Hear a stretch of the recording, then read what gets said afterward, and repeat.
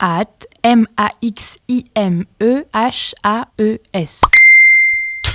Je tweete pas beaucoup en ce moment, mais comme on reparle PMA et que ça me concerne car bébé éprouvette, let's go pour un petit thread. Premièrement, les anti-PMA, et mettez-vous ça bien dans le crâne, sont motivés par une logique homophobe, directe ou indirecte. La Manif pour tous et compagnie viennent littéralement beugler sur la PMA maintenant, alors que la première fécondation in vitro a lieu en France en 1982. Pourtant, on n'a pas vu un mouvement aussi contestataire depuis 1982 jusqu'à aujourd'hui. Pourquoi ?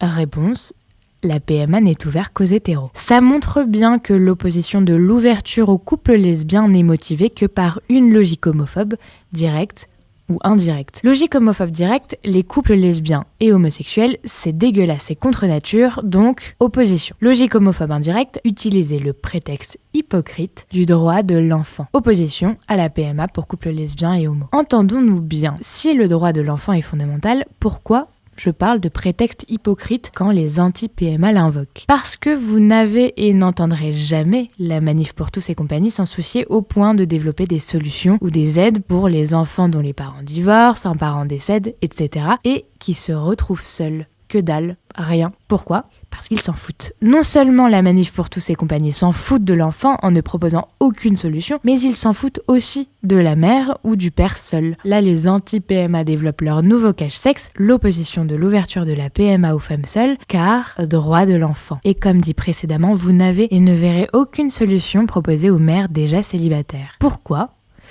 Parce qu'ils s'en foutent. Ce sont donc toujours ces mêmes anti-PMA qui déblatèrent sur leur pseudo-inquiétude quant aux droits de l'enfant, alors qu'en vérité, ils ne sont motivés que par leur homophobie directe ou indirecte, comme expliqué plus haut, pour interdire la banalisation des couples homo. Rajoutons que la PMA est encadrée, il n'y a pas de marchandisation du corps, Laurent Wauquiez. Personnellement, je suis issue d'une PMA, fécondation in vitro, puis mes parents, comme la majorité des parents, ont divorcé et on a vécu avec notre papa. Notre papa était seul et nous élevait avec, de fait, qu'un seul salaire. Et pourtant, il a réussi à ce qu'on ne manque de rien. Merci papa. Pourtant, et perso, jamais je me suis demandé qui était le donneur pour la fécondation in vitro. Ni ma sœur, ni mon frère. J'ai un seul père, that's it. On ne choisit pas sa famille, on fait avec. Après, j'avoue, putain, la chance que j'ai eue. Imagine, j'étais tombée dans une famille la Manif pour tous. Si un enfant se sent mal par rapport à sa famille parce que pas normal, c'est surtout à cause des autres qui la désignent comme pas normal. Éduquez vos gosses dans l'amour, la tolérance et sur le fait que toutes les familles se valent,